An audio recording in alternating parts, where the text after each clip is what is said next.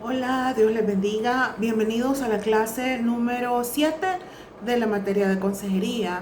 Como pueden darse cuenta, consejería es una materia que cada semana abordamos un tema diferente. Vamos a ver temas que tal vez son muy sensibles para algunos, no porque tal vez lo estén viviendo ustedes, sino que porque conocen a alguien que esté pasando por una situación similar o que ya pasó. Y yo creo que consejería es mucho de la vida diaria como hijos de Dios. Así que vamos a ver este día el tema a tratar es el trauma y el abuso. Dice la Asociación Americana de Psicología, que es la APA, define el trauma como la respuesta emocional que una persona experimenta ante un evento extremadamente negativo. Esto puede incluir, vea, además de que experimenta un evento negativo, incluye sentimientos de culpa, de tristeza, e ira. Dice, es posible que experimente conmoción o negación durante un tiempo.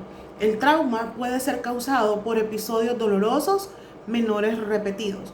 El trauma y el abuso pueden ser efectos a largo plazo en la salud mental y perturbar la vida cotidiana. Definitivamente que yo creo que de alguna manera dice acá que todos hemos podido quizás pasar, como les decía, quizás por algún trauma, o incluso puede ser alguien a quien nosotros apreciamos, algún amigo, ¿verdad? Alguien a quien nosotros, pues, es de la familia, ¿verdad? Que está pasando por algo como esto. Vamos a ver algunas causas comunes de los traumatismos, que es lo que incluyen estas causas. Abuso físico, emocional y o sexual en la infancia. Es parte de lo que ayuda, ¿verdad?, a que pueda generarse un trauma. Luego tenemos la violencia en pareja, la violación, desastres naturales, enfermedad o lesión médica grave, dolor por la pérdida de un ser querido, ser testigo de la violencia y acoso escolar. Y yo al leer estas causas, yo decía, bueno, de alguna manera creo que si en la vida hemos pasado por alguno de ellos, el único, de verdad, el único que puede ayudarnos a salir de estas situaciones es Dios, cuando nosotros le entregamos todo al Señor. Porque cuando se pasa por situaciones difíciles y complicadas, el único al que nosotros podemos acudir, si somos nosotros, ¿verdad?, directamente los afectados, pues es Dios, para que más adelante no puedan generarse traumas que nos puedan afectar en nuestra vida diaria, en nuestro trabajo, con nuestras familias. Hay algunos síntomas de un traumatismo y están catalogados por 6. Una es la evitación, donde lo que se hace es evitar los recordatorios del trauma, evitan hablar del trauma. Los síntomas de excitación, que dice hipervigilancia o estar siempre alerta ante el peligro, sentirse nervioso, se asusta fácilmente y tiene dificultad para conciliar el sueño y mantener el sueño. Síntomas recurrentes o de reaparición es cuando vienen recuerdos angustiantes, recuerdos traumáticos y en todo caso pesadillas. Hay síntomas físicos, aumento de la frecuencia cardíaca y de la presión arterial o cualquiera de los dos, fatiga, problemas gastrointestinales como el síndrome del intestino irritable, náuseas, etcétera, mareos. Esos son síntomas físicos del trauma, o sea que en realidad sí existen. Definitivamente que conozco a alguien que pasó por un trauma así y yo no le creía que pudieras tener estos síntomas físicos. O sea, para mí era bien difícil aceptar eso, pero se da, ¿verdad? Se da. Porque nuestros cuerpos reaccionan de maneras diferentes. Los pensamientos y los estados de ánimo negativos, aquí tenemos baja autoestima y la creencia de que no se puede confiar en nadie, dificultad para sentir placer, pensamientos intrusivos, es decir, pensamientos no deseados que resultan perturbadores, y algunas personas llegan a este punto de la disociación, que es la pérdida de memoria de ciertos periodos de tiempo, eventos, personas e información personal, sensación de sí mismo borrosa, percepción de las personas y las cosas que lo rodean, que cree que son irreales, sentirse desconectado de las emociones del cuerpo. Además de eso, hay otra parte importante, y yo creo que ya hemos escuchado acerca de los síntomas del trastorno del estrés postraumático. Dice que la mayoría de nosotros experimentamos algún tipo de trauma en nuestras vidas y todos reaccionamos de maneras diferentes. Es lo que yo les mencionaba al principio. Es normal tener reacciones intensas después de un trauma sin que ello implique un trastorno. En otras palabras, no existe una forma específica de pensar, sentir o responder. Las reacciones son normales ante eventos anormales. O sea, que es normal que yo reaccione así ante algo grande que me está pasando, ¿verdad? De una u otra manera, en base a todos los síntomas que hemos estado viendo acá. Dice, si los síntomas no mejoran o empeoran, se podría estar experimentando un trastorno de estrés postraumático, que por eso se le conoce como el TEPT. El trauma causa eso, cuando las personas se quedan estancadas en sus reacciones y son incapaces de comprender o procesar lo sucedido.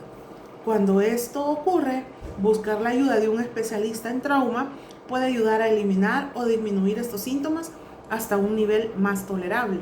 Es decir, que alguien que no conoce de Dios, que pasa por circunstancias complicadas como las que vimos anteriormente, como violación, un acoso escolar, ¿verdad? La pérdida de un ser querido. Y si esa persona no está cerca de Dios, es muy probable que pueda llegar a tener el TEPT, ¿verdad? El trauma, ¿verdad? Que es de estrés postraumático. De verdad que creo que nosotros como hijos de Dios lo mejor que podemos hacer, ¿verdad? Ante lo que podemos pasar es descansar en el Señor. Definitivamente que yo lo he comprobado, yo sé que se puede, sé que podemos descansar en el Señor en medio de cualquier circunstancia que nosotros podamos estar pasando. Porque si nosotros, como leíamos en las clases anteriores, como consejeros no podemos superar algunas cosas, ¿cómo vamos a ayudar a los demás? Dios nos ha capacitado a nosotros para poder ser el apoyo de alguien más, la ayuda, esa, qué sé yo, compañía, por decirlo así, que necesita otra persona, acompañamiento, esa era la palabra que buscaba, para poder ayudarle a superar alguna situación. Sigamos leyendo. Si hablamos del abuso, dice que el abuso es el acto de usar o tratar indebidamente a una persona o cosa, a menudo para obtener un beneficio de manera injusta o indebida. Es bien complicado, de verdad, que un hijo de Dios pueda estar pasando por este tipo de situaciones. Aún es más complicado aún, creería yo, ¿verdad? Cuando alguien no está cerca del Señor y pasa por esto. Dice que un abuso es usar o tratar indebidamente a una persona, a menudo para obtener un beneficio de manera injusta o indebida. Es decir, no me importa, ¿verdad?, lo que pueda suceder, pero voy a hacer las cosas así, a mi manera. Es obvio, dice, que nunca está bien que alguien nos cause daño físico o psicológico. Si nosotros o alguien que conocemos está sufriendo algún tipo de abuso, debemos apoyarle emocionalmente y verificar si él necesita una ayuda profesional. Nosotros tenemos que saber, y ya lo hemos visto en las clases anteriores de consejería, nuestros límites, saber hasta dónde nosotros podemos llegar para apoyar a alguien. Dice, quienes infligen abuso a menudo también atraviesan dificultades. Es común que los abusadores expresen y sientan legítimamente arrepentimiento y hagan innumerables promesas de detenerse. Este patrón suele ser lo que impide que las víctimas de abuso alcen la voz o tomen medidas. Yo creo que en la sociedad, y quizás no solo en nuestro país, se está dando mucho este tipo de situaciones, ¿verdad? Que hay gente que ha vivido abuso por muchos años y no quiere decir nada. ¿Por qué? Porque está intimidada esa persona y siente que depende totalmente de esa otra persona. Dice, la gente suele creer erróneamente que el maltrato emocional es menos dañino que el físico. En realidad, el maltrato emocional puede ser igual de dañino o incluso más. Además, las investigaciones han demostrado que el daño emocional asociado con el maltrato físico es el que causa las secuelas más duraderas. Aquí hay algunas preguntas claves que debemos hacernos nosotros, ¿verdad? O hacerle a alguien que creemos que pueda estar sufriendo algún abuso, si nos preocupa que haya algún tipo de abuso. Son 4 preguntas. Dice, ¿te da miedo estar cerca de cierta persona o hablar abiertamente con cierta persona? Eso es parte de los síntomas de un abuso. Si contestamos sí. ¿Deseas poner fin a una relación o situación, pero sientes que no puedes hacerlo de forma segura o te preocupa que de hacerlo haya consecuencias negativas para tu vida, tu sustento o tu bienestar? ¿Sientes que alguien ha tomado el control de algún aspecto de tu vida o te está obligando a comportarte de cierta manera o impidiéndote a expresar tu opinión? Y la última pregunta dice, ¿has notado cambios como una menor afición por actividades que antes disfrutabas? Alteraciones en tus patrones de sueño, es decir, dormir demasiado poco o dormir demasiado. Ambas están incluidas como una señal de eso. Irritabilidad o un mayor consumo de drogas o de alcohol. Definitivamente que muchas personas buscan esconderse, refugiarse en las adicciones, que ese es otro tema de verdad que vamos a ver, pero más adelante.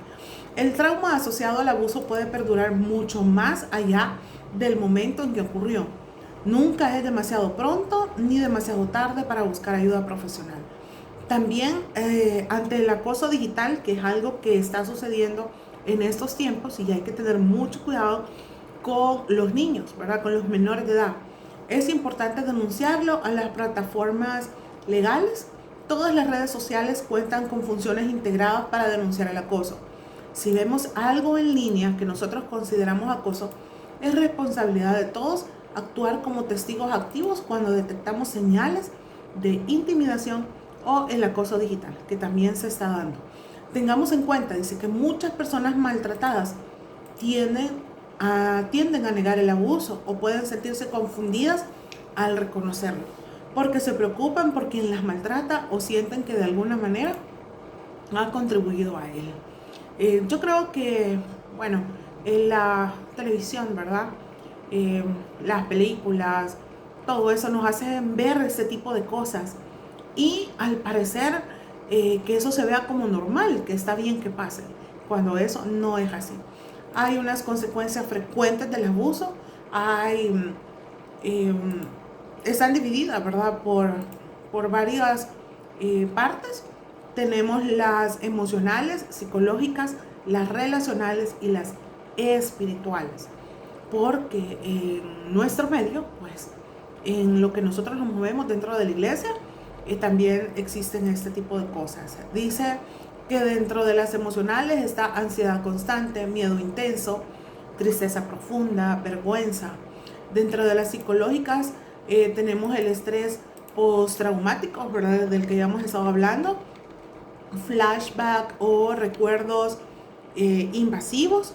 Tenemos pesadillas, hipervigilancia, que también lo habíamos visto. Relacionales, dificultad para confiar. Es decir, si alguien está pasando por esa situación, difícilmente a veces se atreve a contarle a alguien. Aislamiento, temor. Y quiero enfocarme un poco en las espirituales, donde dice, muchas personas que han sufrido abuso también experimentan una crisis espiritual. Y yo creo que de algún momento, depende de la situación en la que estén viviendo, algunos se han preguntado, ¿dónde estaba Dios? ¿Dios me abandonó? ¿Fue un castigo? Sentimientos de indignidad delante de Dios y dificultad para orar o congregarse. Cuando alguien ha pasado por una situación difícil, puede ser muchas cosas y quizás los daños emocionales más que físicos son los más complicados Y llegar a este punto de preguntarnos dónde estaba Dios, yo creo que es cuando definitivamente ha golpeado demasiado la situación.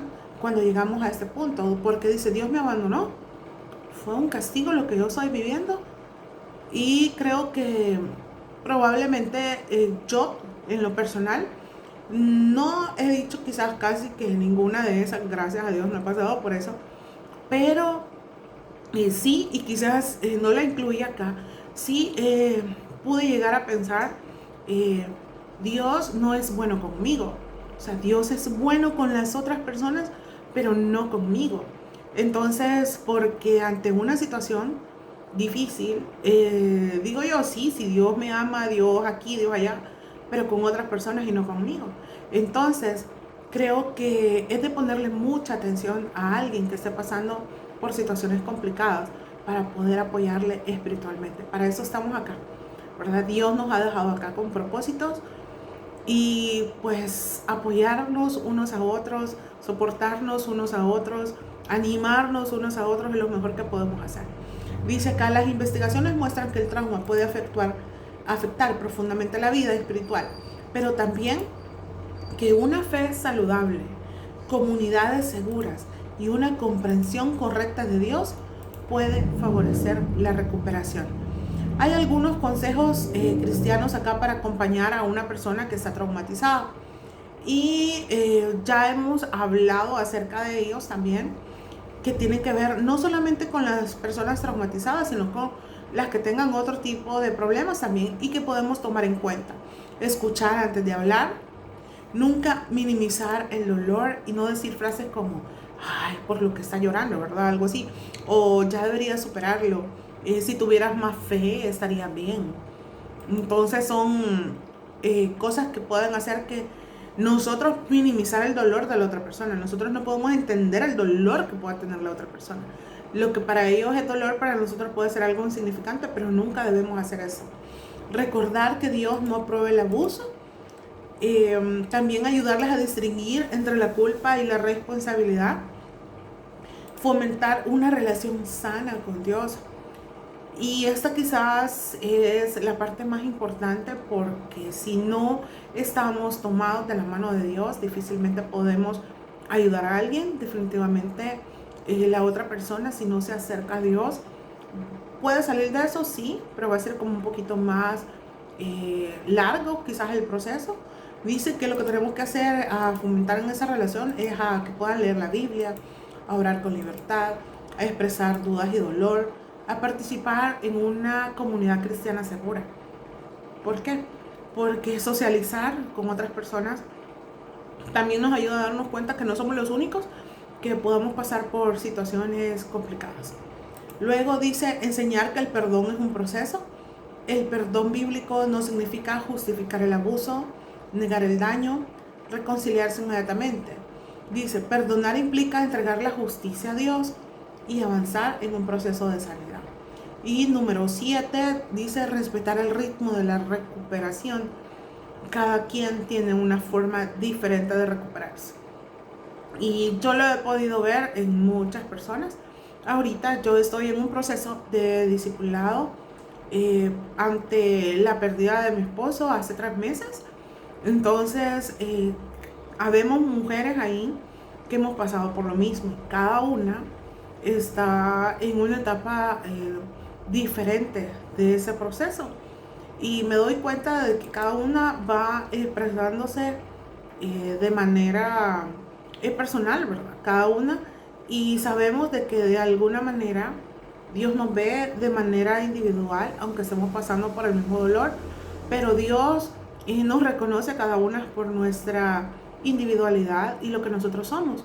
Entonces es importante que nosotros podamos también ver eso en las otras personas. Número 8 dice animar a buscar una ayuda profesional. ¿Por qué? Porque definitivamente, como ya hemos visto en clases anteriores, tenemos un límite. Si a veces no podemos ayudar a la persona, pues es mejor sugerirle eso.